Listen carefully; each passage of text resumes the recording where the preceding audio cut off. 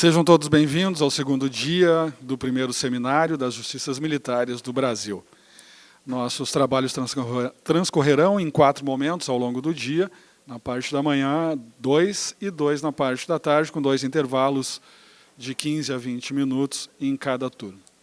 Nós queremos saudar a presença das autoridades que compõem a nossa primeira fila aqui agora, neste momento, mas em especial, porque todos foram nominados no dia de ontem, saudar a presença da OAB São Paulo, que se faz presente aqui através de seus representantes. Então, nosso muito obrigado, nosso agradecimento pelo comparecimento da OAB de São Paulo.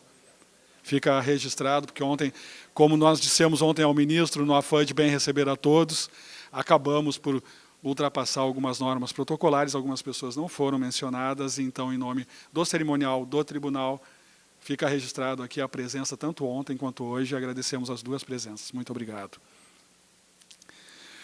Bom, o que nos interessa é o trabalho, e como primeiro momento de trabalho desta manhã, teremos o tema Questão de Gênero na Esfera Militar.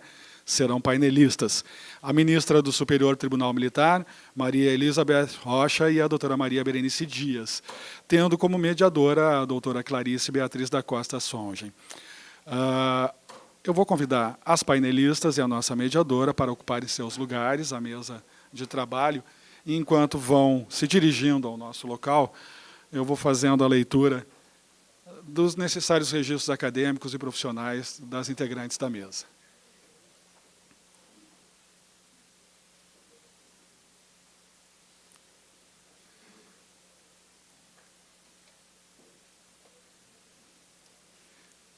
A ministra Maria Elizabeth Guimarães Teixeira Rocha é doutora em Direito Constitucional pela Universidade Federal de Minas Gerais, doutora honoris causa pela Universidade Inca Garcilaso de la Vega, Lima, Peru, mestre em Ciências Jurídico-Políticas pela Universidade Católica Portuguesa, em Lisboa, bacharel em Direito pela Faculdade de Direito da Pontifícia Universidade Católica de Minas Gerais, professora universitária e autora de vários livros e artigos jurídicos publicados no Brasil e no exterior. Recebeu várias premiações na área de direitos humanos por atuar na defesa das minorias e Estado Democrático de Direito. Ministra do Superior Tribunal Militar do Brasil, empossada em 2007. Ministra vice-presidente do Superior Tribunal Militar do Brasil, de março de 2013 a junho de 2014. Ministra presidente do Superior Tribunal Militar do Brasil, de junho de 2014 a março de 2015. Cabe aqui o registro que foi a primeira mulher a presidir o Supremo Tribunal Militar em seus 210 anos de existência. A doutora Maria Berenice Dias é advogada especializada em Direito das Famílias, Sucessões e Direito Homoafetivo. É desembargadora aposentada do Tribunal de Justiça do Rio Grande do Sul, vice-presidente nacional do Instituto Brasileiro de Direito da Família, presidente da Comissão Especial da Diversidade Sexual e Gênero do Conselho Federal da OAB, presidenta da Comissão Nacional de Direito Homoafetivo e Gênero do Instituto Brasileiro de Direito da Família, diretora das Relações de Gênero da Bienal do Mercosul, pós-graduada e mestre em Processo Civil aqui pela PUC. Já a nossa mediadora trata-se da doutora Clarice Beatriz da Costa Songen, docente titular e decana associada da Escola de Direito da PUC, graduada em Direito pela PUC, possui mestrado em Letras e Ciências Criminais, ambos por esta universidade. Doutora em Letras, atualmente é associada a membro da Comissão de Direitos Humanos da OAB aqui do Rio Grande do Sul. É editora-chefe da revista Direito e Justiça da PUC do Rio Grande do Sul. Passamos de imediato, então, a palavra ao grupo de trabalho. Bom dia a todas e a todos. Realmente é uma grande oportunidade. Agradeço aqui toda a comissão coordenadora, eu sei dos grandes esforços para que realmente nós conseguíssemos chegar a concretizar este evento.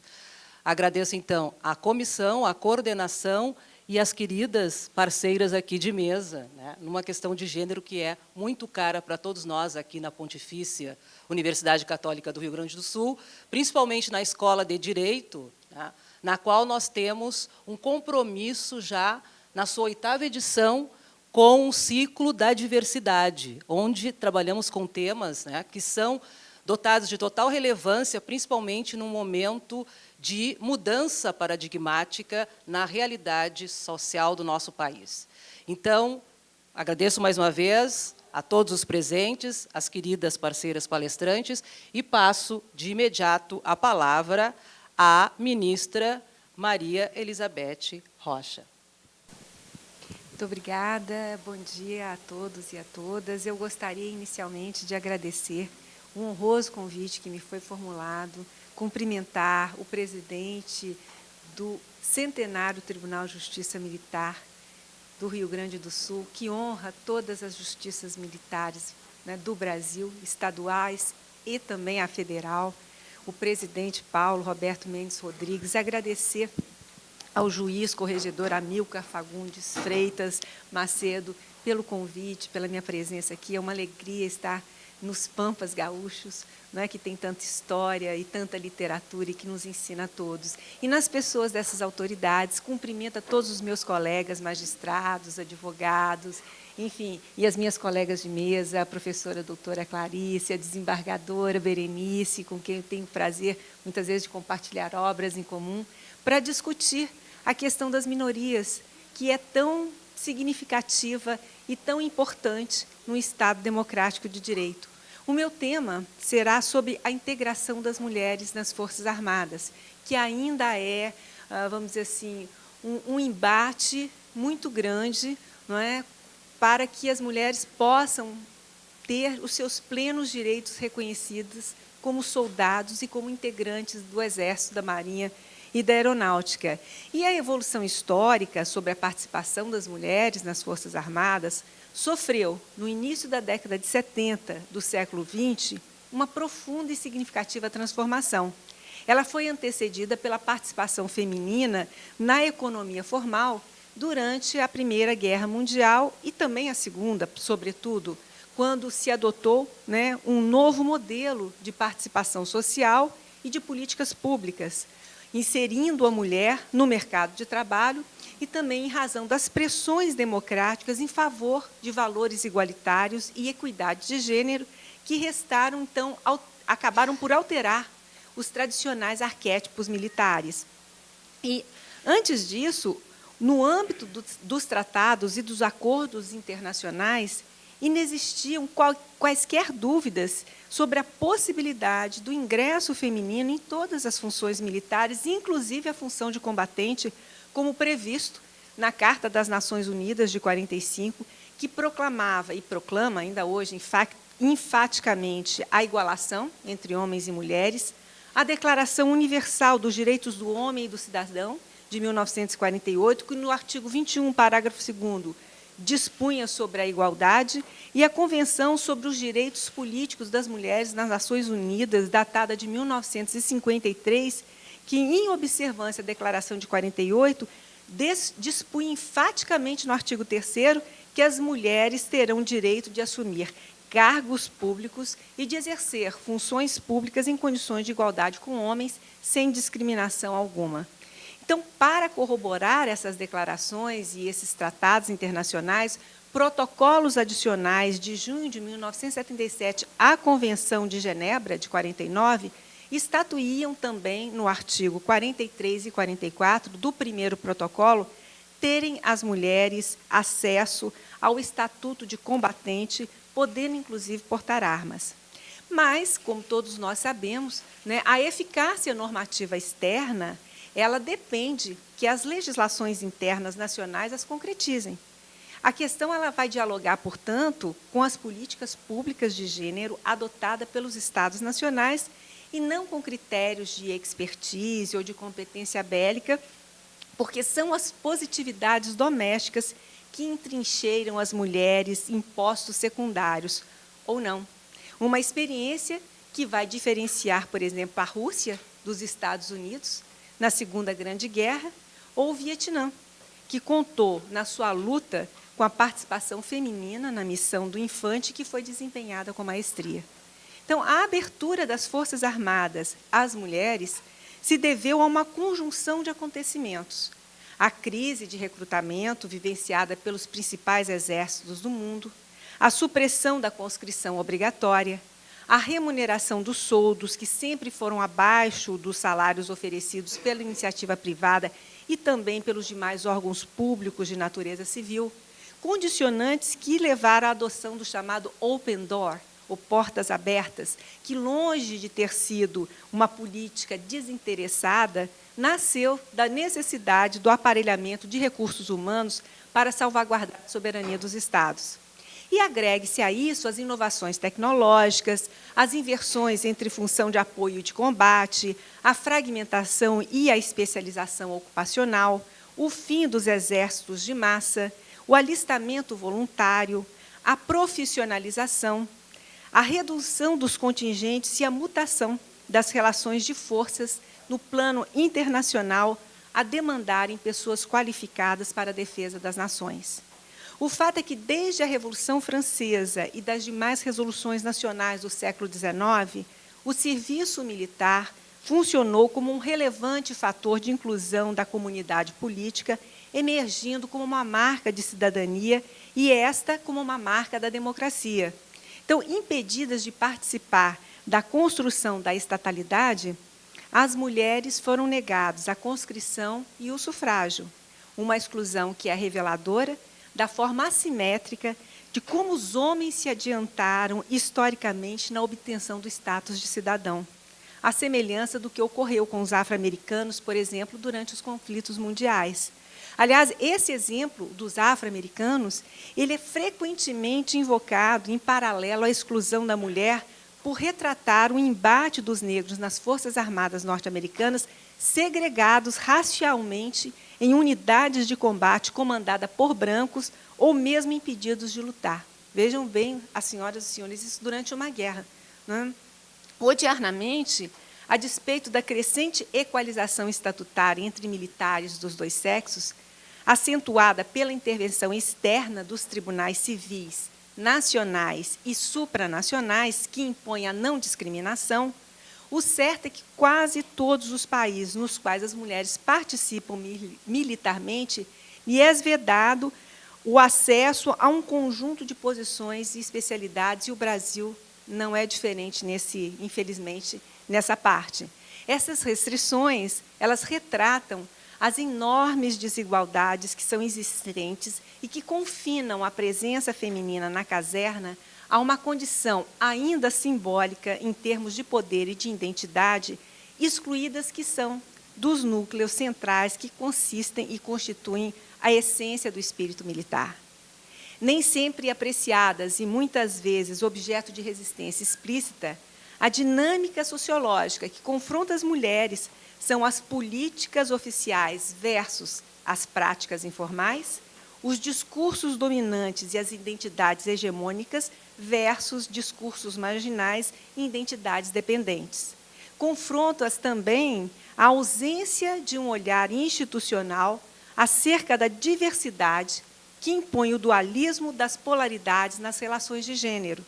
A sequela expõe as clivagens de poder, oportunidades e escolhas possíveis em desfavor do sexo feminino.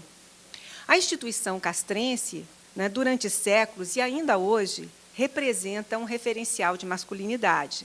E, nesse sentido, a cultura militar não só se estrutura em modelos cognitivos de gênero, como confere e define as identidades. Tradicionalmente, o serviço militar, sobretudo na modalidade da conscrição obrigatória, funcionou e funciona como um rito de passagem para a idade adulta dos homens e também como uma marca de diferenciação entre o masculino e o feminino. A equação do homem guerreiro é operacionalizada por meio de parâmetros físicos, onde o ideal de virilidade assume uma enorme relevância. O fato da guerra ter contado quase que exclusivamente com homens é evidência empírica desta ligação. O mundo do soldado é caracterizado por estereótipos de masculinidade projetados como medida de competência, armadura de luta e protótipo de heroísmo. E, decorrentemente, a dificuldade de conciliação entre as pertenças definidoras dos papéis adequados entre seres humanos comprometem a integração feminina em todas as forças singulares. Bem, e, para além disso, somem-se exigências que são colocadas para as Forças Armadas, designadamente a acentuada mobilidade geográfica, a separação periódica da família em virtude de treinos, exercícios ou embarques, a instabilidade dos horários, a possível residência no estrangeiro, ou mesmo o risco de ferimento e morte que colidem, né, com as solicitações da vida familiar impostas às mulheres, o que tornaria, em tese, mais complexa e conflituosa a arbitragem entre os sexos. Mas, sem embargo disso, soluções equilibradas e realistas podem e devem ser implementadas, a exemplo do exército israelense, que adotou horários personalizados para as mulheres casadas, contanto que o rendimento não seja afetado. O trabalho temporário e de tempo parcial também são respostas viáveis enquanto os filhos forem menores. E, no tocante à participação feminina nas manobras e exercício, pode-se perfeitamente bem adequá-las à capacidade física e à anatomia da mulher. Nos Estados Unidos, foram estabelecidas categorias que levam em conta a idade, a força, o peso e a finalidade da presença feminina para aprimorar a integração. E há mais, quer dizer, o direito à formação ele deve ser idêntico para ambos os sexos, sobretudo nas escolas de especialização e nas academias militares, de forma que as mulheres se preparem tal qual os homens e neutralizem as desvantagens históricas e os obstáculos a elas interpostos para o recrutamento superior. É claro, sem olvidar as dificuldades enfrentadas pelas mães, as interrupções laborais devido às gestações e a educação dos filhos de menor idade. Estágios de reciclagens periódicas, como vêm sendo adotados em países do mundo ocidental, né, ou de formação acelerada nos cursos da carreira, contornariam o retardo causado pelas ausências forçadas. A partir do momento em que mulheres casadas e mães são mantidas nas Forças Armadas, eu entendo que é necessário que se encontre soluções compatíveis com a sua situação. Um outro ponto concernente à questão da equivalência de oportunidades se traduz no direito a alçar determinados postos e patentes, dificuldades ainda reais e cotidianas com as quais as mulheres se defrontam, sobretudo as mulheres militares, mas as civis também, né? Nós sabemos que o mundo ainda é um mundo desigual quando se trata da questão do mercado de trabalho e a ascensão das mulheres nele, né? A designação ao posto e a promoção hão de ser norteadas pela competência e não pelo sexo. E aqui se inclui a possibilidade delas serem, inclusive, designadas para combater. A evolução das técnicas de guerra, as suas formas tecnológicas ou revolucionárias, o terrorismo em todas as suas versões, dentre outros flagelos que assolam a humanidade, impõem a participação dos homens e das mulheres no esforço conjunto da nação. Se as mulheres forem excluídas a priori do combate, isso significa o desaparecimento de um soldado virtual para cada posto por elas ocupados. A questão ela deve se centrar, portanto, na aptidão e na capacidade. E é imperioso, né, se superar esse impreciso e errôneo entendimento de supor que as operações militares funcionam hoje com base nos modelos atávicos de luta. Atualmente, a gestão da violência legítima conta com técnicas burocráticas racionais de organização, e não com rambos, né? Assim, a inversão da lógica casuísta, que norteia o delineamento da integração militar feminina nas Forças Armadas, apontam para 5 vetores fundamentais. O primeiro, a liderança, né? Eu acho que esse é fundamental para poder se superar discriminações e preconceitos. O segundo vetor diz respeito aos equipamentos e aos processos de trabalho. O ajustamento de equipamentos aos seus novos utilizadores, que são as mulheres. A adaptação ergonômica do armamento e do material bélico, bem como a reorganização de processos de trabalho, é uma medida surpreendentemente simples, mormente quando se pode lançar mão de experiências bem-sucedidas como a da Holanda, que promoveu um programa dos mais eficientes na adaptação das mulheres a um conjunto alargado de tarefas militares. O terceiro ponto, que também me parece de extremo relevo, é a conciliação entre a família e a profissão, uma vez que ambas as instituições, Forças Armadas e família, demandam uma extrema dedicação, disponibilidade e lealdade. Ora, não se pode condenar a mulher militar nem à infertilidade e nem ao celibato, para que ela galgue postos e patentes. E daí porque as Forças Armadas não podem ignorar a peculiar condição feminina. Há que se fazer políticas públicas de desenvolvimento específico para expansão de apoio familiar, expandida, claro, a infância dos filhos, com relação à maternidade e a gestão articulada de colocações, no caso de cônjuges familiares, para favorecer o abrandamento dessa tensão tradicional que angustia todas nós mulheres, não importa, que estamos inseridas no mercado de trabalho e que devemos contribuir para a produção laborativa do Estado e do próprio lar. O quarto fator, né, se refere à convivência e às relações intersexo.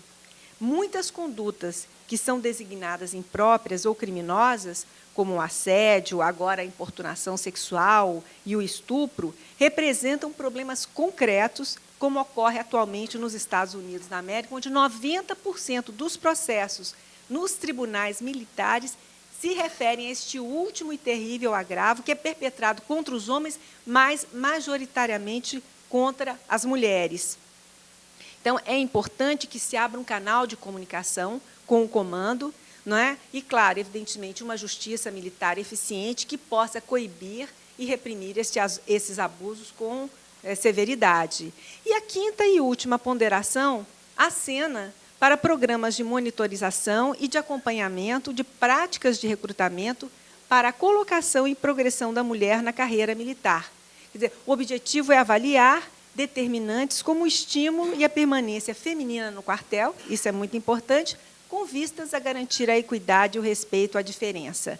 Não é? Indiscutivelmente, o soldado moderno não é mais um mero aplicador da violência. O seu papel ele se transmutou diante de um novo conceito de guerra e, por isso, a necessidade de modificação desse conceito de coesão social, sobretudo, porque a coesão da missão ela não se compromete diante da diversidade. Se questiona muito com relação à coesão social, mas isso, estudos sociológicos que foram realizados durante a Primeira e a Segunda Guerra Mundial comprovaram que o sucesso e o empreendimento de uma missão, não é, se dá muito mais em respeito a táticas de comando, enfim, à disciplinarização, do que propriamente ao espírito de corpo que permeia a tropa. Não é? Então, a cultura militar, nesse sentido, não pode mais ignorar a existência de segmentos diferenciados, e eu estou aqui falando sobre a mulher, a desembargadora Maria Berenice fala lá sobre os homossexuais, não é? Os transexuais, enfim, a diversidade de gênero e a diversidade sexual, que são marcados por culturas de pertencimento e de adstrição de identidades legítimas que são revestidas hoje, não é, de caráter de fundamentalidade. A Constituição os protege. As mulheres elas não minam a disciplina, como também os homossexuais, nem a moral da tropa. Muito pelo contrário, trabalham todos eficientemente e eficazmente em conjunto. A diversidade de perfis humanos na carreira das armas ela é proveitosa e enriquecedora, porque, se, por um lado, altera comportamentos tradicionais e coloca novos desafios à formação do soldado profissional, por outro, preserva o ethos da instituição castrense, cuja missão cívica e institucional é moldar seres humanos e prepará-los para defender a pátria. E aí eu entendo que reside a grandeza histórica do ingresso das mulheres nas fileiras das Forças Armadas, porque simboliza o reconhecimento de que a defesa da pátria é dever e direito de todos os cidadãos, e não apenas de determinados cidadãos, não é, que integram o povo, que integram, né, essa unidade política do Estado. Então, a evidência, grupos socialmente homogêneos não são necessariamente mais eficientes do que os grupos heterogêneos. E as análises teóricas e as estatísticas sustentam essa tese.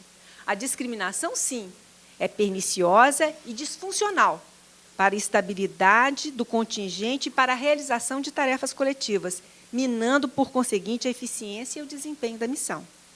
E, do ponto de vista de definição de práticas de comando, gerir a diversidade, mais do que assegurar a homogeneidade, constitui hoje o grande desafio que é posto aos chefes militares na gestão de pessoal. E, por fim, já concluindo aqui a minha parte, eu gostaria de falar brevemente sobre a integração da mulher nas Forças Armadas brasileiras. Num sintético retrocesso histórico, quando o Brasil declarou guerra aos países do eixo, em 1942, foi necessário organizar a Força Expedicionária Brasileira, conhecida como FEB, para lutar nos campos de batalha. E, naquela época, as Forças Armadas sequer contavam com enfermeiras nos seus quadros, sendo que elas foram urgentemente recrutadas e receberam treinamento militar para que pudessem acompanhar as tropas. 77 mulheres partiram em julho de 1944 com destino aos Estados Unidos, antes de seguir em direção à Itália. E lá, chegando em outubro de 1944, retornaram ao Brasil em julho de 1945, quando esse grupo foi desmobilizado. Somente após a guerra, as mulheres foram consideradas como integrantes da FAB, passando a adquirir os direitos deferidos aos militares combatentes. Enquanto elas estavam lá, não eram entendidas como tal. A Marinha foi a primeira a incorporar em seus contingentes, especificamente no Corpo Auxiliar Feminino, no início dos anos 80, as mulheres. Porém, o fez de uma forma restrita, limitando o seu acesso às funções administrativas, sem deslocá-las para as funções de combate ou autorizá-las a cursar a escola naval. As suas primeiras integrantes ingressaram sob o palio da Lei 4.375, de 64, que regulava o serviço militar. E, em 1998, a Força promoveria uma reestruturação dos seus quadros, extinguiria o Corpo Auxiliar Feminino, reintegrando os seus membros de acordo com a especialidade nas diversas funções. Mas, sem embargo do protagonismo, a Marinha do Brasil foi a última a adotar a plena integração. Na verdade, o Exército também ainda não a adotou completamente. E, reconhecendo este atraso histórico, a própria Marinha encaminhou, no ano passado, ao Congresso Nacional, o projeto de lei que foi promulgado sobre o número 8.536, de 2007, que alterou a 9.519, de 97, e reestruturou o corpo de oficiais e praças da Força Naval. A norma sancionada agora, recentemente, em dezembro do ano passado, suprimiu obstáculos e autorizou o ingresso feminino na Armada, nos fuzileiros navais, na intendência e no Corpo de Saúde, que, à exceção do Corpo de Saúde, as demais antes eram proibidas. A Aeronáutica, por sua vez, as acolheu no ano de 1982, e, desde 2004, isso é um mérito que a Força Aérea tem, desde 2004, a Academia da Força Aérea passou a oferecer às mulheres o curso de aviação. E, na Aeronáutica, a mulher oficial poderá ser promovida, então, a patente de tenente brigadeiro do ar, que é o último posto do generalato, que somente aqui o quadro de aviadores propicia. Então, a aeronáutica era, até então, a única arma que as mulheres poderiam ascender ao generalato de 4 estrelas. As demais, não. E, por último, o Exército. O Exército criou o quadro complementar de oficiais em 1990. E, diferentemente da Marinha e da Aeronáutica, onde as mulheres se concentravam num quadro à parte, o complementar do Exército era composto por ambos os sexos, com a finalidade de suprir as necessidades da organização. No ano de 92, a Escola de Administração do Exército formou a primeira turma de 49 mulheres oficiais. E, em 1997, o Instituto Militar de Engenharia matriculou as primeiras 10 mulheres que seriam incluídas no quadro de engenheiros militares. Nesse mesmo ano, a Escola de Saúde do Exército matriculou e formou a primeira turma de oficiais médicas, dentistas, farmacêuticas e enfermeiras de nível superior. E, em 2001, foi permitida a inscrição de mulheres no concurso para o preenchimento de vagas no curso de sargento de saúde, que passou a funcionar no ano seguinte. Nenhum desses cargos, contudo, possibilitava as mulheres ascender à patente de general do Exército, que é o posto máximo da carreira. Paulatinamente, esse cenário vem mudando. Isso porque a Lei 12.705, de 2012, determinou o ingresso da linha militar bélica de ensino às candidatas do sexo feminino, viabilizando isso no ano de 2007. Então, este ano, eu tive a alegria né, agora, recentemente, eu, a ministra Grace e a procuradora-geral Raquel Dodge, de presenciarmos a primeira formatura das cadetes da AMAN. E só a título de curiosidade, pode-se dizer assim, dos 10 primeiros colocados na Academia Militar das Agulhas Negras, 8, dentre os 10, eram mulheres, né, o que é uma alegria para nós. Mas, de toda sorte, a 12.705, quero dizer, promoveu, sim, uma alteração na atual condição da mulher no Exército. Então, as cadetes oriundas da AMAN podem ingressar nas armas bélicas, mas só 2, o material bélico e a intendência, que antes lhe era vedada a elas, mas elas não podem, contudo, adentrar na artilharia, na infantaria, na cavalaria e na engenharia. Elas podem ser engenheiras militares, mas elas não podem adentrar na arma da engenharia. Então, vejam bem, são essas as armas, não é, que propiciam, porque tanto o material bélico quanto a intendência, o generalato só vai até 3 estrelas. É a infantaria, a cavalaria, a artilharia e a engenharia que propicia o generalato de 4 estrelas. Isso, claro, só a título de curiosidade, se reflete diretamente no meu tribunal, porque meu tribunal, o Superior Tribunal Militar, é composto por 10 militares do último posto e patente. Então, as mulheres que seriam promovidas, que serão promovidas, né, no caso da Marinha e da Aeronáutica, daqui a 30 anos, porque só daqui a 30 anos as mulheres vão alcançar o generalato de 4 estrelas, no Exército elas ainda não podem. Portanto, não poderá ainda, até o presente momento, né, nenhuma general de 4 estrelas ingressar, vamos dizer assim, ter um assento no Superior Tribunal Militar, porque elas ainda não podem ascender a este posto, né? Mas é incontestável, apesar dessas vicissitudes e dessas dificuldades de acesso, né, é incontestável que a incorporação feminina nas Forças Armadas vem denotando, espelhando a equidade de gênero e uma ampliação dos direitos civis e políticos na sociedade brasileira pós-moderna. E, por isso, eu defendo, né, e já concluindo aqui a minha explanação, a relevância das ações positivas que são adotadas pela governança, sabido que a humanidade ainda vive em lugares confinados e pré-estabelecidos na hierarquia social dos seres sexuados.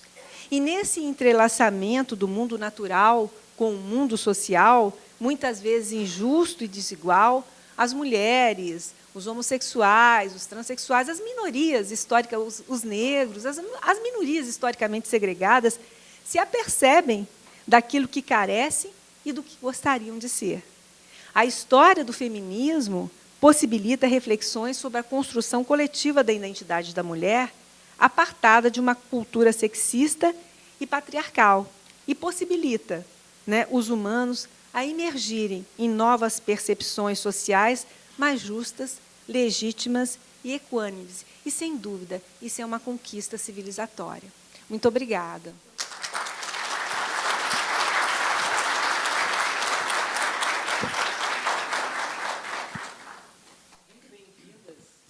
As palavras da doutora Maria Elizabeth Rocha, que nos trouxe ponderações, reflexões, desafios, de um modo muito polido e muito elegante. Obrigada, querida.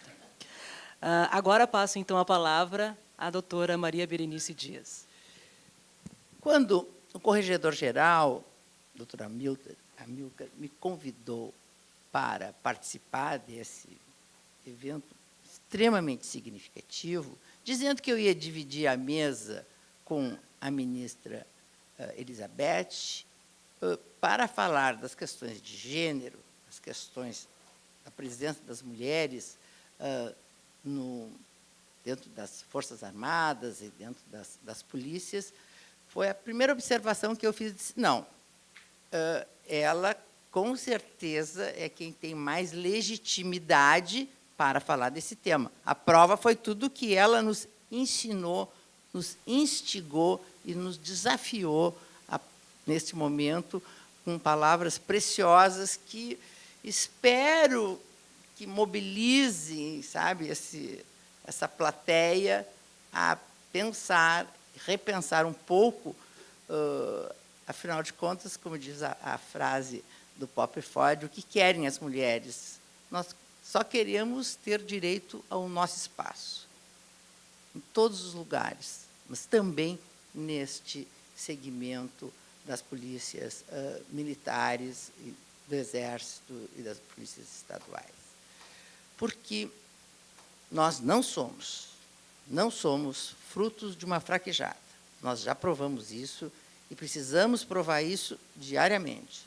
Talvez seja esse, Elizabeth, o porquê do resultado da formatura da AMAN, porque nós, mulheres, ainda precisamos ficar quase diuturnamente comprovando de que temos condições, sim, de desempenhar as mesmas funções, recebermos o mesmo salário, e só queremos que as nossas características, que são muito ricas, né, sejam consideradas e respeitadas. Nós precisamos todos aprender a conviver e a respeitar as diferenças. Aí eu sugeri que eu ia falar um pouco dentro do feminismo, mas de outro segmento mais vulnerável, mais excluído, mais marginalizado, não só na nossa sociedade, mas principalmente, sabe, dentro das carreiras militares. Eu procurei fazer um levantamento e vi que há um contingente de 500 mil integrantes nas Forças Armadas, 425 mil integrantes nas polícias militares. E este dado, o mais recente que tem, é do IBGE, de 2014. Será que dentro de toda esta população não existem gays, lésbicas, bissexuais, travestis, transexuais, intersexuais? Será que vigora no Brasil a expressão que nos Estados Unidos se consagrou como don't ask, don't tell, que foi instituída para acabar com o banimento da presença dos homossexuais dentro das Forças Armadas nos Estados Unidos? Algo que acabou com o Bill Clinton, com o Obama, e que agora, um temor que até no Brasil nós temos também que isso venha a acontecer, o atual presidente dos Estados Unidos vetou a presença de intersexuais sobre o argumento de que dos enormes gastos médicos e da distração que os representariam a comunidade militar americana a presença de intersexuais. Eu não sei se é porque, em geral, todo o militar, e aí eu englobo todas as polícias militares, as Forças Armadas, tem, na sociedade, um papel muito significativo. É um espaço de respeito, que todos ensinam aos filhos, desde pequenos, que, olha, aquele lá é um militar. São essas pessoas encarregados de impor a ordem, sabe, de restabelecer a situação quando ela se descontrola. Mas isso não significa que esse espaço tem que ser necessariamente ocupado por machões, sabe, que sempre foi transmitido a ideia, né, de que são viris, são as pessoas que se encarregam, sabe, deste controle social. Só que, diante da absoluta ausência, né, de militares, em todas as patentes do Exército, da Marinha, da Aeronáutica, também das polícias militares, dentro do segmento da população LGBTI, existe qualquer tipo de reconhecimento ou de levantamento. O Murilo, assessor do nosso corregedor, que merece uma promoção, ele foi encantador e me trouxe elementos muito importantes. Deve ter tido muito trabalho, porque é difícil procurar mais ou menos o que não existe. E de tudo que ele me mandou, e de tudo que eu pesquisei, e botei lá, os outros advogados do meu escritório me auxiliarem, diante da dificuldade que eu estava tendo para poder vir aqui falar com vocês, horrível. Mas eu tenho que dizer de que as Forças Armadas, as polícias em geral, são homofóbicas. Ou são dentro dos seus quadros. É absoluto o preconceito de que são vítimas. Todo e qualquer policial, todo e qualquer militar que ouse manifestar, que ouse assumir a sua identidade homossexual, ou que seja flagrado fora da caserna, em um espaço onde descubra ou saiba que é homossexual. Esta perseguição, este afastamento, estas exonerações, essa criminalização dessas pessoas é a tônica que se tem ainda no país. Vejam que, em 1994, já houve uma notícia da Folha de São Paulo, em que um coronel foi afastado do Corpo do Exército, respaldado no artigo 28 do Código Penal Militar, que obriga os militares a manter vida pública e particular ilibada. Será que alguém, pelo simples fato de não ter a orientação sexual da maioria da população, significa a ausência desta tipo de postura em que não pode ser, não consegue se reconhecer que as pessoas têm uma vida com toda a dignidade que merecem ter? Também teve, e esse foi o que teve maior repercussão, em 2008, de um casal de sargentos, o Fernando Alcântara e Laci Marinho de Araújo, sargentos do Exército, que foram licenciados. O Laci foi processado, porque eles deram uma entrevista, apareceu a foto de ambos na capa da revista Época, e isto acabou ensejando, além de uma enorme perseguição, inúmeros processos eles responderam, acabaram sendo reformados, e o que se vê nesta reação leva a uma situação de uma perversidade absoluta.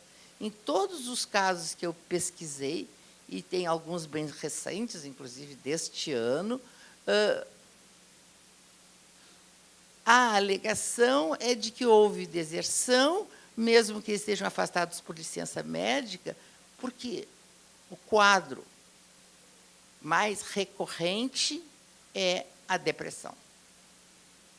Porque ninguém entra numa carreira militar, seja em qual for, se não for por idealismo. Porque pelo salário é que não é, pelos riscos não é, mas é pela vontade de fazer alguma coisa em prol da sua pátria, em prol da sua sociedade. E é terrível, e eu confesso que eu senti isso na pele, quando eu, no século passado, quis ingressar na magistratura do Rio Grande do Sul e a porta estava fechada para mulheres. E aquilo me incomodou de tal maneira, eu disse, não, mas eu não sou uma pessoa incapaz de exercer essa função, porque em 100 e poucos anos sabe? E a Elizabeth deve ter sofrido mais ou menos a mesma coisa, sabe? Uma mulher nunca havia julgado alguém. E agora nós somos a maioria do quadro da magistratura deste país. Então, assim, ó, é muito, muito difícil, e eu acho que a gente precisa ter sensibilidade para isso, se dar conta de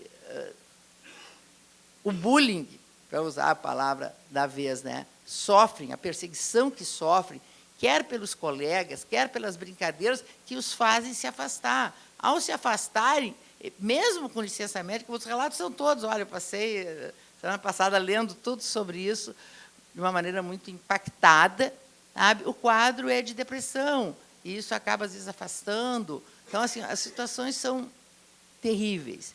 E nós temos que se dar conta de que aquela previsão que consta do Código Penal Militar, que é do ano de 1969, ou seja, é pré-Constituição Federal, que provocou a maior revolução, né, em termos de paradigmas e de reconhecimento da dignidade da pessoa humana como seu elemento fundante. Então, normas que se compatibilizam com isso, automaticamente, elas não são recepcionadas pelo novo sistema, então não vigoram mais, mas está lá no artigo 235 do Código Penal Militar, que, ao definir crimes sexuais, né, além de estupro, corrupção de menores, fala em pederastia. Olha, um tema que não se usa, de fato, há muito tempo e é completamente preconceituoso. Ou outro ato de libidinagem, praticar ou permitir o militar, com ele que se pratique ato libidinoso, homossexual ou não, em lugar sujeito à administração militar, pena de 6 meses a 1 ano de detenção. Só que, em 2015, o Supremo Tribunal Federal, por um voto precioso do ministro Barroso, reconheceu a inconstitucionalidade, ao menos desta parte do dispositivo, sabe, que englobava a homossexualidade como um crime sexual. Então, isso não existe mais. Tem um projeto de lei que, como tudo nas nossas casas legislativas, não andam, querendo tirar isso do dispositivo, mas nem precisa. Não precisa porque é inconstitucional, não precisa até porque o Supremo, né, que tem essa responsabilidade de fazer a leitura da lei sobre a ótica da Constituição, para guardar a Constituição, já disse que isso é inconstitucional. Então, não existe, não pode existir este tipo de restrição. Estes dois tenentes criaram uma ONG, que se chama Instituto Ser de Direitos Humanos e da Natureza, onde ele recebe, dedicado a dar um espaço, né, de fala a quem sofre algum tipo de discriminação. Ele recebe de 3 a 5 denúncias por mês de algum tipo de discriminação. E outro segmento que também procura muito esta ONG são mulheres que integram os quadros militares pelo assédio sexual que sofrem, muitas vezes, por seus superiores. Então, assim, ó, estes segmentos minoritários, esses segmentos vulneráveis, e, infelizmente, ainda que sejamos a maioria da população, ainda nos enquadramos porque nós somos alijadas do poder, né, junto com esses outros segmentos, ainda passam por esse tipo de situação. E, dentro deste segmento, os transexuais, sem dúvida nenhuma, na sociedade são alvo da maior discriminação, porque eles têm uma sexualidade diferente da, entre aspas, maioria, que se revela desde muito cedo, normalmente desde pequeno, de criança. Todos sabem de casos assim. Alguns mais tarde, muito por questão de família, muito por questão de religião, enfim, mas se manifesta. Então, há uma rejeição familiar muito grande, uma expulsão de casa muito cedo, Nas escolas, eles não conseguem permanecer, porque é terrível o que sofrem, a ponto de ainda não se ter definido nesse país a possibilidade, sabe, de transexuais utilizarem os banheiros de conformidade com a sua identidade de gênero. Vejam, forçar a pessoa que se identifica, por exemplo, como uma mulher, ainda que no seu registro esteja como homem, sabe, mas que se apresenta como uma mulher, ir a um banheiro masculino, claramente estará sujeito a eventual tipo até de abuso sexual. Isto gera um desconforto nessa pessoa muito maior do que permitir que ela, por exemplo, frequente um banheiro feminino e que só vai surgir algum tipo de desconforto, não sei, por algumas mulheres que lá estejam. E essa ponderação é feita pelo Barroso, sabe, num voto de um processo que está tramitando há anos, está com vista com o ministro Fux há muito tempo, já tentei várias vezes ver, sabe? Temos que fazer essa ponderação. Quem sai mais desconfortável nisso? Será que as mulheres que vão estranhar um pouco ter alguém que, né, parece um pouquinho diferente, mas a maioria até não o é, ou esta pessoa que, se for imposta, que utilize um banheiro do sexo diferente do seu? Dentro da população trans, acho que o preconceito é muito maior, né? E há um caso que teve uma repercussão muito grande, do ano de 2008, da oficial superior, capitão de corveta do Corpo da Armada da Marinha, Bianca Figueiredo Santos, eu posso falar o nome dela porque até a represento. Ela era comandante do 1º Batalhão de Corpo de Aspirantes, compunha o restrito Corpo de Aspirantes da Escola Naval, especializada em armas, enfim. No momento que ela comunicou que estava passando por um processo de redesignação sexual, ela foi sumariamente reformada do serviço militar, sabe, em questão de meses, por incapacidade laborativa definitiva para ter a vida na caserna. E há que se atentar que, agora, em junho de 2018, a Organização Mundial da Saúde editou a revisão do Código de Identidade de Saúde, do 10 para onde, para o CID-11, e onde exclui da classificação das doenças mentais o que chamava de transexualismo. As identidades trans passam a ser diagnosticadas com uma incongruência de gênero, uma condição relativa à saúde sexual. Isso vai entrar em vigor, porque o Brasil ele ratifica esses tratados, e agora, no ano de 2019, vai ser assinado para entrar em vigor logo em seguida. Então, a identidade trans não é empecilho para ninguém desempenhar qualquer tipo de função. Vejam que existe, eu acho isso importante, em janeiro deste ano, de 2018, o Ministério Público Federal do Rio de Janeiro emitiu uma recomendação para as Forças Armadas aceitarem militares transexuais em seus quadros. Sabe? A transexualidade não deve ser considerada como motivo determinante para a reforma de militares, nem como uma forma incapacitante para o exercício da atividade militar.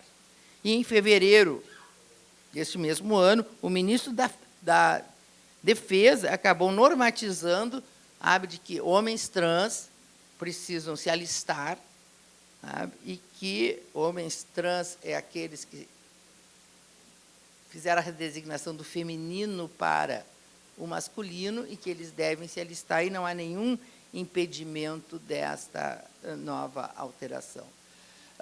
Também há uma decisão recente, agora do Supremo Tribunal Federal, que admitiu que essa alteração do nome, a alteração da identidade sexual, seja feita de forma administrativa, por autodeclaração, sem precisar nem ter começado a fazer qualquer tipo de tratamento, quer hormonal, quer cirúrgico, e simplesmente obter a alteração do nome e da identidade de sexo no seu registro de nascimento.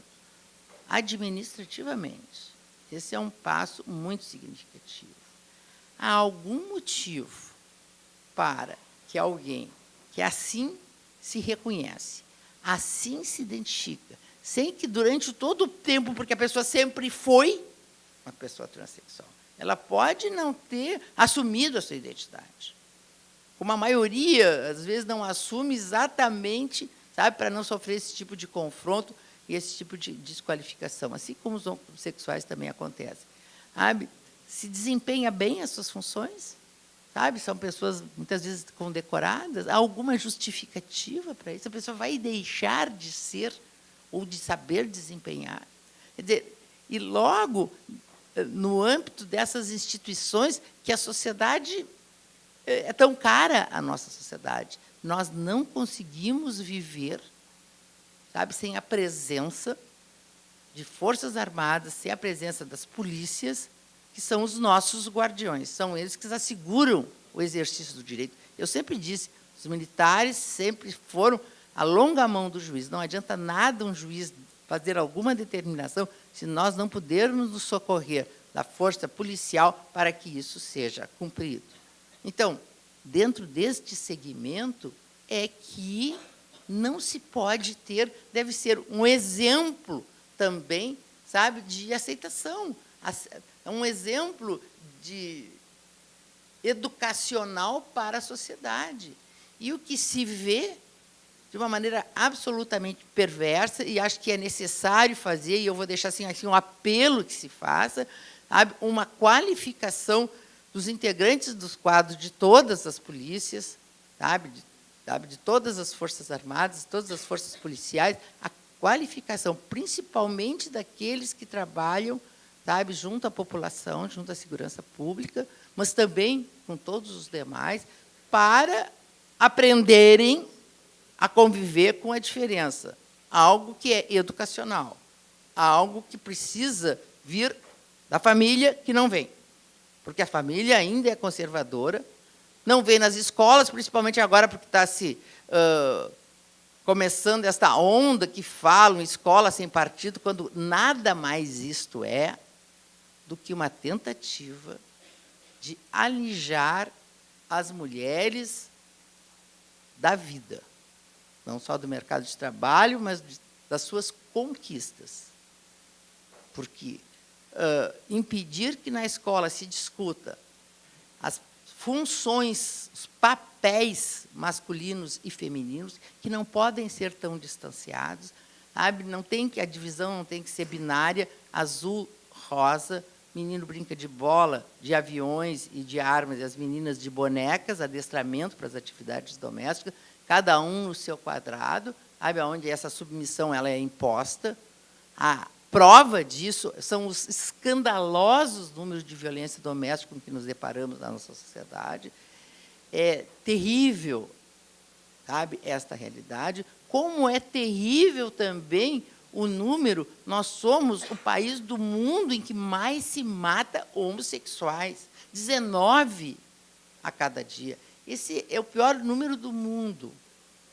Nós somos campeões nessa estatística. A maioria dessas mortes, muitas vezes, um grande número delas, contando com a conivência da polícia, que ou é agente ou simplesmente não age para dar segurança a essas pessoas. Nós precisamos mudar este quadro. A nossa presença na sociedade, a nossa presença em todas as instâncias, ainda não em todas as instâncias do poder, mas, sabe, dentro do mercado de trabalho, dentro das Forças Armadas, é a prova disso. Só isso não precisa ser tão sacrificado, não precisa ser tão dolorido. Não há o porquê nós não termos uma sociedade mais igual. A igualdade de respeito à diferença. Esta sociedade, é isso que nós temos que aprender até para poder ensinar. E ninguém melhor das pessoas que são responsáveis, sabe, pela segurança, sabe, pela segurança do cidadão, que é um exemplo para todos os cidadãos. Não tem nenhuma criança, não é só menina, agora as meninas, que um dia na vida não aspiraram ser militares por ver nele uma um espelho a ser seguido. Para se ser espelho, a gente, às vezes, primeiro precisa se enxergar e se ver livre de algum tipo de preconceito, porque preconceito, como diz a música, não faz bem a ninguém. Obrigada.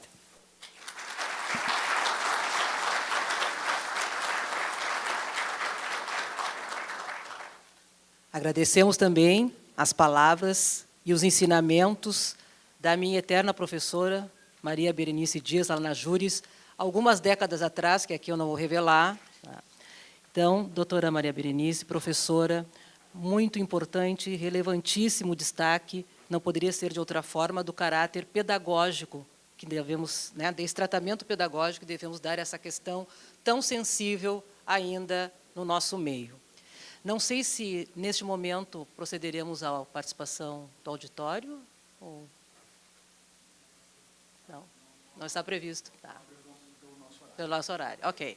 Então, devido ao adiantado da hora, agradecemos mais uma vez as nossas palestrantes, brilhantes palestras, brilhantes aprendizados, e quiçá possamos sair daqui com aquela vontadezinha, de fazermos a diferença tão necessária. Muito obrigada. Nós gostaríamos, antes de chamar o presidente ao palco, acompanhado de outras autoridades que farão a entrega de uma homenagem às palestrantes e também à nossa mediadora, lembrar que a Brigada Militar, como corporação, dentro da mesma ótica do que foi tratado neste primeiro painel, lá em 1923 já tinha mulher na sua corporação, a Cabo Toco, que foi a patrona, inclusive, da primeira turma de policiais militares, lá ainda em 87, quando as mulheres ingressam na corporação. Olmira Leal de Oliveira ingressou historicamente como homem na corporação e depois se constata como mulher, e trabalhou como enfermeira nas revoluções de 23, 24 e 26. Então, a Brigada também tem a sua pioneira mulher lá no início do século passado. Dito isso, eu vou fazer uma pequena correção, porque entre as cortes que participam, as cortes superiores que estão conosco desde ontem, nós citamos equivocadamente, chamando de Supremo Tribunal Militar, e sim, fica a correção, não sendo Supremo, mas sim Superior Tribunal Militar. Temos a certeza disso, eu acho ministra. Que, de vez em quando, quebrando um pouco o protocolo, que é algo que eu gosto muito de fazer, eu esqueci de referir, e agora em face dessa referência é importante dizer que, no ano de 2002, aqui na Brigada Militar do Rio Grande do Sul, um soldado, Leandro Prior, assumiu publicamente a sua homossexualidade e não foi excluído. E também, em 2016, foi autorizado o primeiro casamento homossexual com o uso da farda de gala da Brigada Militar aqui no Rio Grande do Sul. Então, serve o nosso lema, que nossas façanhas sejam de modelo a toda a terra.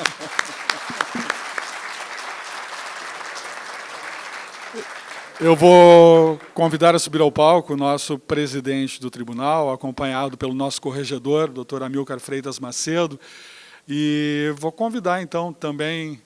o presidente gostaria de chamar mais uma terceira pessoa, por gentileza, já que nós temos 3 homenageadas, a subirem ao palco, então, para nós fazermos a entrega de homenagens.